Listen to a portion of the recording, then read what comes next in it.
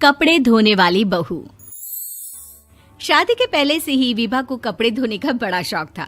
कभी नल के नीचे तो कभी तालाब के पास। अरे मेरी नीली वाली लुंगी नहीं दिख रही है। विभा की अम्मा, कहाँ रखी है लुंगी? अरे वो तो विभा ने परसों ही धोकर रखी थी आपकी अलमारी में, देखो वहीं होगी। वो ना मैंने आज धो दी, मुझे लगा कि गंदी हो गई होगी। अरे कैसे गंदी हो गई थी? उसे तो मैंने पहना भी नहीं। हे भगवान, इस लड़की के कपड़े धोने की आदत से परेशान हो गया हूँ मैं। जितना तो घर में राशन नहीं आता, उससे कहीं ज्यादा डिटर्जेंट पाउडर का खर्चा है।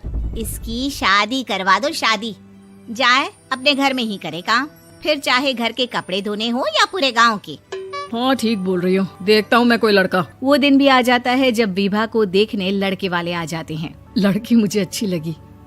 होने वाली सास कहती है, बेटी अगर कुछ पूछना है तो पूछ लो।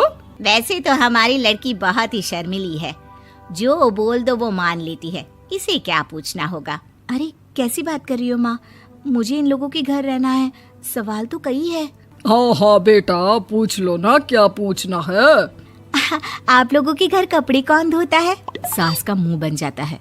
देखो, अगर तुम ये कहना चाहती हो कि तुम्हें कपड़े धोने नहीं आते तो सुन लो, कपड़े मैं ही धोती हूँ, लेकिन तुम्हारे आ जाने के बाद मैं रुमाल तक नहीं धोऊंगी। अरे चुप रहना भाग्यवान, बहू बेचारी घर आई नहीं, उसे डराना शुरू कर दिया।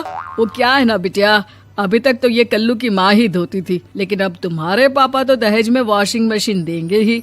तभी विभा की माँ बोल पड़ती है, सवाल भी पूछा तो क्या। वैसे भाई साहब, मशीन की तो फिर भी कपड़े धोने की कैपेसिटी होती है, मतलब जो बिटिया दे रहे हैं ना विभा, इसे कपड़े धोने का बहुत शौक है। ये आप लोगों के क्या, आस पड़ोस गांव मोहल्ले सबके कपड़े धो दे और उफ तक ना करे। बाहर देखा नहीं आपने कितने कपड़े सूख रहे हैं, सब हमारी बिटिया ने ही तो धोए हैं। बस भी करो ना माँ, शर्म आ रही इतनी तारीफ सुनकर। और तो और एक दाग निकाल कर दिखाओ तो मान जाऊं। हाँ अच्छा अच्छा, माफ करना बेटा, मैंने गलत समझा।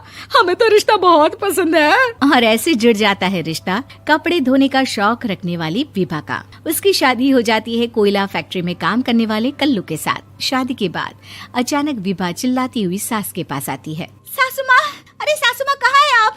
ये तो धोखा है, धोखा दिया आप लोगों ने मुझे। इसे ससुर के चक्कर के बारे में पता चल गया।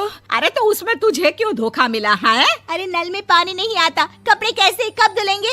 अच्छा अच्छा, तू पानी नहीं आ रहा उसकी बात कर रही है। तो आपने क्या सोचा? कुछ नहीं। अच्छा, तेरी माँ ने कहा था कि कपड़े धोने का शौक है तुझे, याद आया मुझे।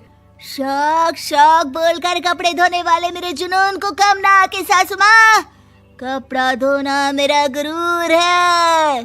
तभी पति भी वहाँ आ जाता है। अभी अभी मैंने इसे सनी देओल की फिल्म दिखाई है, उसी के डायलॉग मार रही है माँ। अच्छा सुन, साफ साफ बता रही हूँ, पानी सुबह 4 से 6 और शाम को 10 से 12 आता है, समझी? विभा टाइमिंग सुनकर हैरान हो जाती है। ये क्या भूतों का मोहल्ला है? सुबह 4 बजे उठकर कौन कपड़े धोता है? 4 बजे टंकी में पानी जाता है, फिर सारा दिन धोना ना, किसने मना किया? अरे कैसी बात कर रही हैं? 200 लीटर की टंकी में कितने कपड़े धो लूंगी मैं, सुबह ही उठ जाऊंगी मैं। अब क्या था, विभा सुबह 4 से लेकर रात के 12 बजे तक कपड़े ही धोती रहती। एक रोज सास पड़ोस से निकलकर कहीं जा रही होती है कि साथ वाली कहती है, हाँ कल्लू की माँ, जरा ये बताओ कि 2 साड़ी है, 2 ब्लाउज और एक पेटीकोट और एक नाड़े वाला लंबा कच्छा। हाँ तो? अरे तो क्या, कितना लोगी धुलाई ये बताओ। धोबन दिख रहे हैं हम क्या? हमारे पति सरकारी नौकरी से अभी अभी रिटायर हुए हैं और बेटा सुपरवाइजर है कोयला फैक्ट्री में। धोबन समझ रखा है हमें। हाय रे कल्लू की अम्मा, माफ कर दो, वो तो मोहल्ले में यही सब बता रहे थे कि तुमने बहू को कपड़ा धुलवाने के काम में लगा दिया है। सास को पड़ोसन की बात सुनकर गुस्सा आ जाता है। वो घर पहुंचती है जहां घर के बाहर ही इतने सारे कपड़े सूख रहे होते हैं जितने कि किसी धोबन के घर पर। अरे ओ कल्लू की दुल्हन, बाहर निकल। माँ जी यहीं आ जाओ, बाथरूम में चादर धो रहे हैं हम। अरे अभी हम धोते हैं, तुमको बाहर निकलो। ये आस पड़ोस वाले बोल रहे हैं कि हम बहू से कपड़े धुलवा धुलवा कर उसे कपड़ा धोने वाली बना दिए हैं। अरे छोड़ो ना माँ जी, किन लोगों की बातों में आती हो?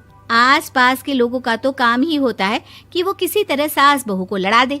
बहू सारे घर के कपड़े धोती है, ये क्या कम है? बोलिए। सास को भी लग जाता है कि वो बहू का ये सनकीपन नहीं छुड़वा सकती, इससे अच्छा है कि खुद ही चुप हो जाए।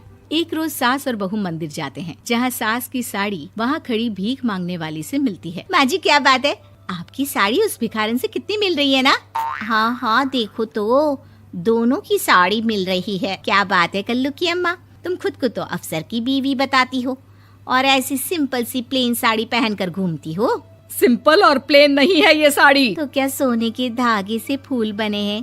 कुछ भी सासू माँ, कुछ भी। हाँ बने थे इस साड़ी में सोने के धागे से फूल।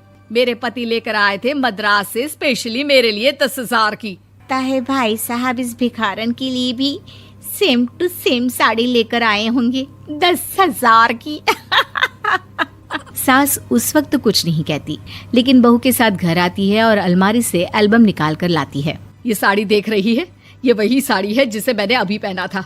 इस साड़ी में ये जो चमकदार फूल दिख रहे हैं ना, ये सोने के धागों से काढ़े गए हैं।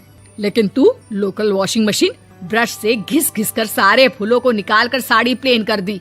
मुझे माफ कर दीजिए सासू माँ। और तो और, जब मैंने तुझे तेरी गलती के लिए कुछ नहीं कहा, लेकिन तूने तो सबके सामने मेरा मजाक ही बना दिया। क्यों? बहू को समझ में आ जाता है कि अब से उसका कपड़े धोना बंद।